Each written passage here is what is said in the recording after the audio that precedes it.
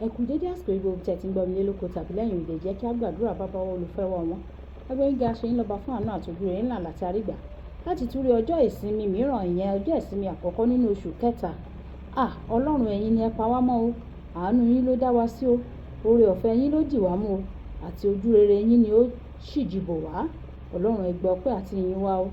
A dúpẹ́ lọ́wọ́ yín, a mọ̀ lóore fún oore ọ̀fẹ́ ńlá bàtàbàtà tí owó kò lè rà yìí o. Ọlọ́run ẹ gbọ́ ọpẹ́ àti ìyìn wa.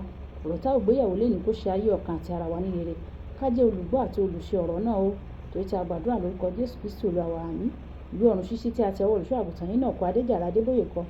Èní ọjọ́ àìkú ọjọ́ kìíní oṣù kẹta. Àkòrí tí a ò gbéyàwó lé ní sọ wípé ìdáǹdè kúrò lọ́wọ́ ègún àti ìran dé ìran. Ìdáǹdè kúrò lọ́wọ́ ègún àti ìran dé ìran. A mú àkọ́sórí wa nínú ìwé Éfésù orí ìkíní ẹsẹ̀ ìkẹta. Àmú bíbélì kíkà wa nínú ìwé Jeremáyà orí kọkànléníọgbọ̀n ẹsẹ̀ ìkẹtàdínníọgbọ̀n títí dé ìkẹtàléníọgbọ̀n. Àmú bíbélì ọdún kan nínú ìwé Dìtálórómì orí ìkẹrìndínníọgbọ̀n títí dé orí ìkẹtàdínníọgbọ̀n. Orin ìkẹwàá nínú Kristi nìkan.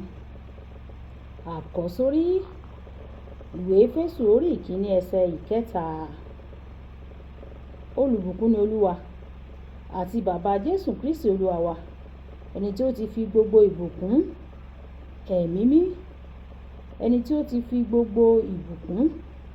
ẹ̀mí nínú àwọn ọ̀run bùkún wa nínú Kristi. Bíbélì kíkà Jeremáyà orí ìkọkànléníọgbọ̀n ẹsẹ̀ ìkẹtàdínníọgbọ̀n. Ìwé Jeremáyà orí ìkọkànléníọgbọ̀n ẹsẹ̀ ìkẹtàdínníọgbọ̀n títí dé ìkọkànléníọgbọ̀n. Wò ó, ọjọ́ ń bọ̀ ni Olúwa wí o, tí èmi yóò gbin ilé Ísírẹ́lì àti Júdà ní irúgbìn ènìyàn àti irúgbìn ẹran.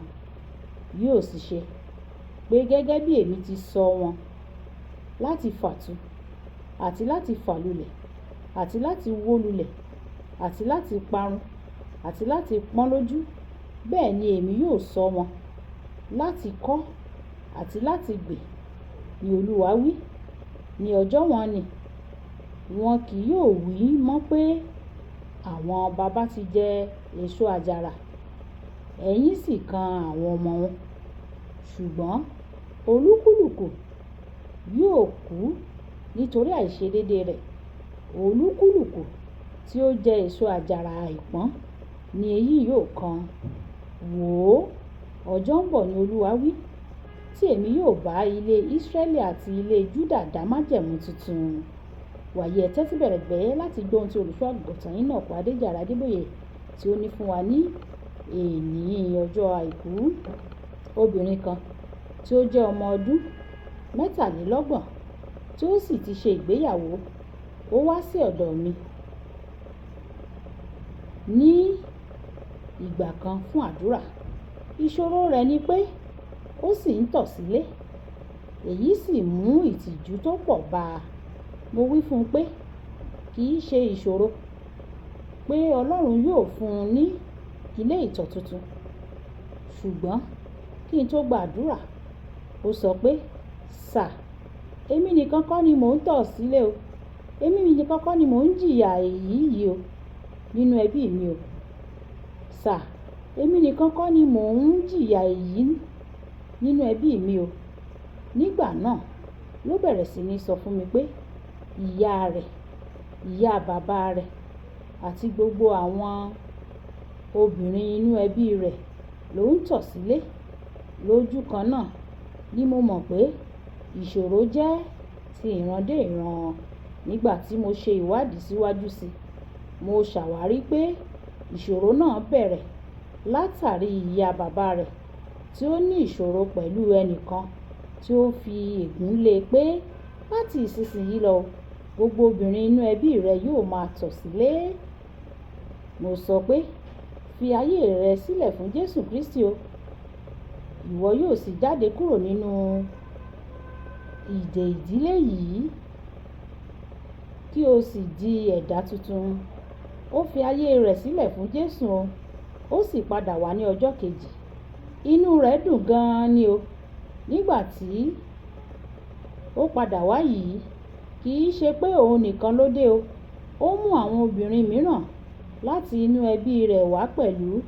Ó sọ fún mi pé fún ìgbà àkọ́kọ́ láti ọjọ́ pípẹ́ wá, òun sùn ní gbogbo òru láì tọ̀ sílé. Gbogbo àwọn obìnrin tó bá a wá, wọ́n fi ayé wọn sílẹ̀ fún Jésù o. Ègún náà sì parí níbẹ̀. Mo ní ìròyìn ayọ̀ fún ọ. Bí ègún kan tó bá wà nípa tìrẹ tàbí nínú ẹbí rẹ tàbí fún ìran rẹ, ègún náà parí lónìí ní orúkọ Jésù. Àmín. Nígbà tí ènìyàn bá wọ inú ìdílé Ọlọ́run, Ọlọ́run ń ṣe gbogbo nǹkan tuntun nínú ayé irú àwọn ènìyàn bẹ́ẹ̀. Ìwé Kọ́ríńtì kejì orí 5 ẹsẹ̀ 17. Wọ́n sì di alábàápín nínú ìbùkún ìran. Ohun gbogbo tó ti dá wọn dúró tàbí tí ó ti dènà wọn nínú ìran wọn kò ní lágbára lórí irú ẹni bẹ́ẹ̀ mọ́ o. Nítorí pé wọ́n ti wọ inú ìdílé tuntun, ìdílé Ọlọ́run. Nínú ìdílé ìyanu yìí, ìyè wà níbẹ̀ o, ìrẹ́pọ̀ wà níbẹ̀, ọgbọ́n wà níbẹ̀, èso wà níbẹ̀, ayọ̀, àlàáfíà àti gbogbo nǹkan rere mìíràn. Ìyè àìnípẹ̀kun ni ogún gbogbo ẹni tí ó wà nínú ìdílé Ọlọ́run yìí o.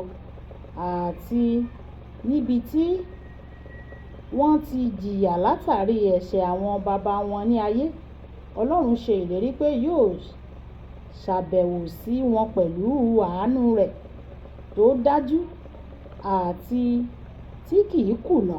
Ìwé Ẹ́kísódù orí 20 ẹsẹ̀ 6.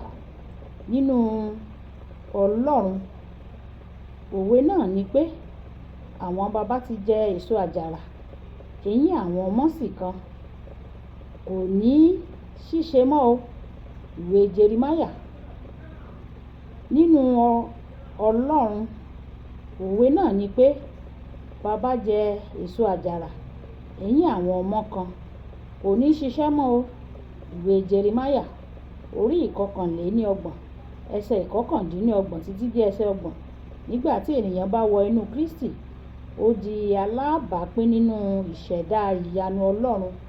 Ìbùkún púpọ̀ sì di apá kan nínú ayé ojúmọ́ rẹ̀.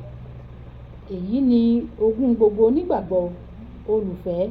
Ǹjẹ́ o jẹ́ ará ìdílé Ọlọ́run bí?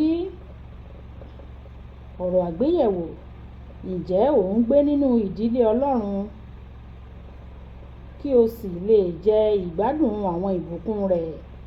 Ẹ jẹ́ á sọ pé bàbá mi, Ọlọ́run o, mo darapọ̀ mọ́ ìdílé rẹ o, mi ò sì ní kúrò níbẹ̀ láéláé láti lè máa jẹ ìgbádùn àwọn ohun mèremère tí o ti ṣètò sílẹ̀ fún mi, àti kí ègún ìrandéìran kí ó má lè ṣiṣẹ́ lórí mi, lórí ayé mi mọ́ ní orúkọ Jésù.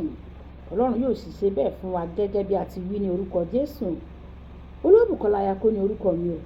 Ẹ máa bá mi like, ẹ máa bá mi share, ẹ máa bá mi comment nípa ẹ̀ kí àwọn èèyàn kí wọ́n lè jẹ àǹfààní ọ̀run ṣíṣí Yorùbá. Ẹ ṣé tẹ̀ ń tẹ́tí sí ọ̀run ṣíṣí Yorùbá. Ọlọ́run Olódùmarè yóò tẹ́tí sí igbe àti ẹ̀bẹ̀ yín o. Ó dàbọ̀.